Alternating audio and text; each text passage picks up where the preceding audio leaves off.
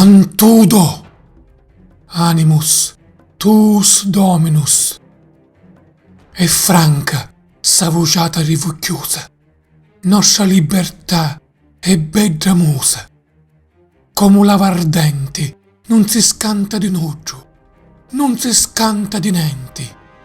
E lo giusto nutrimento della nostra gente, coraggio di lo popolo che la senti ardimentosa, forte e alliccicuta, fuoco vivo che non s'astuta.